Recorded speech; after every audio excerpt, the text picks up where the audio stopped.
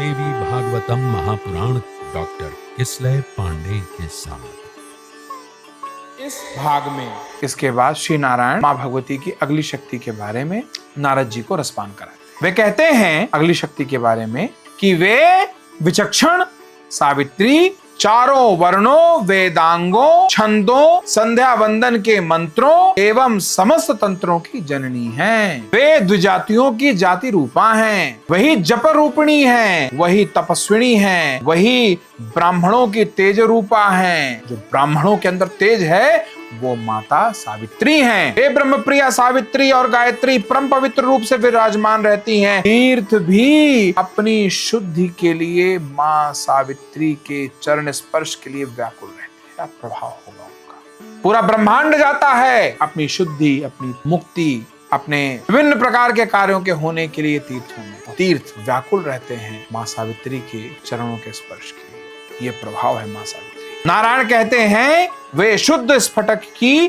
कांति वाली, शुद्ध सत्व, गुणमयी, सनातनी, पराशक्ति तथा परमानंद स्वरूपा हैं।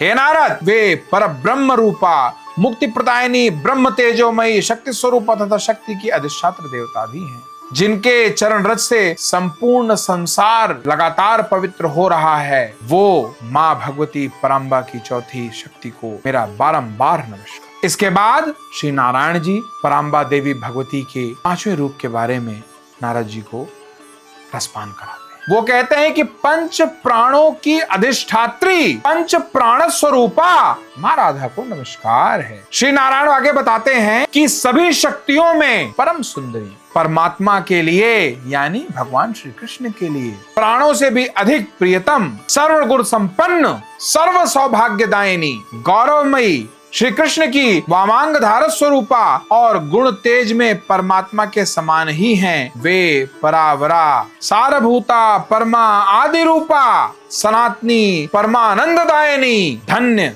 मान्य और पूज्य।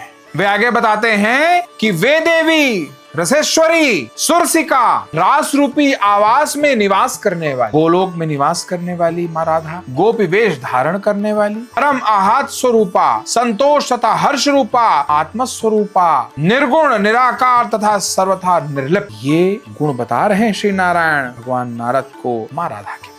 आगे कहते हैं कि वे इच्छा रहित, अहंकार रहित, भक्तों पे अनुग्रह करने के लिए सदा तत्पर रहने वाली हैं। बुद्धिमान लोगों ने वेद विहित मार्ग से ध्यान करके उन्हें जाना है।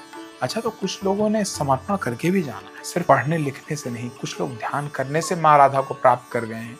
कुछ लोग सिर्फ राधा राधा राधा राधा जप करके भी राधा को प्राप्त कर गए हैं।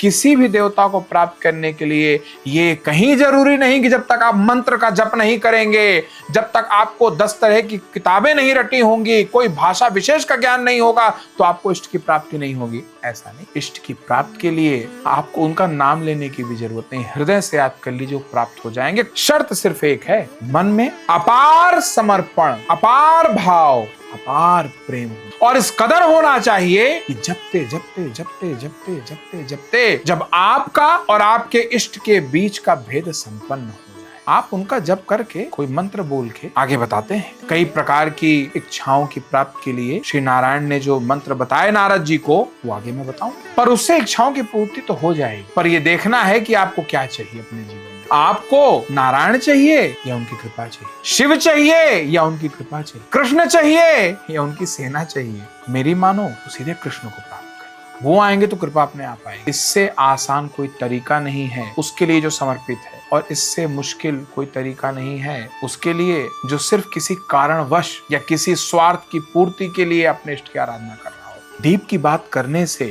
अंधकार नहीं, दीप जला लेंगे ठीक है, जितनी देर उसमें घी हो वो रोशन करेगा आपका घर, पर अगर आप स्वयं दीप स्वरूप हो जाएं, यहाँ बात वही है। आपके इष्ट चाहे कोई भी हो, राम हो, कृष्ण हो, नारायण हो, कोई भी हो, आप इष्ट की कृपा प्राप्त करने की बजाय इष्ट स्वरूप होने का प्रयास। कोई क्या कहता है, कोई क्या सुनता है, ये इस बात का महत्व शून्य है। जब से काल की शुरुआत हुई है, कुछ न कुछ हर ने किसी के लिए कभी न कहा, कुछ न कुछ कहा है, पर अपने लक्ष्य में सफल वही हुए जिसने सबको अनसुना किया, सिर्फ अपने हृदय की पुकार सुनी। और ऐसे ही मनस्वी पुरुषों को आज रामकृष्ण परमहंस के नाम से पूजा जाता है या भगवान श्री शंकराचार्य के नाम से पूजा जाता है, क्योंकि इन्होंने अपनी बात सुनी और अपने इष्ट को प्राप्त नहीं किया, इष्टमयी हो गए। ऐसा जप किया, ऐसा समर्पण दिखाया कि माँ में और उनके भक्त में कोई अंतर नहीं रह गया। उन्होंने स्वयं को भुला दिया और एक समय ऐसा आया जब स्वयं वो माँ हो, वो स्वयं कृष्ण हो गए, वो स्वयं राम हो गए।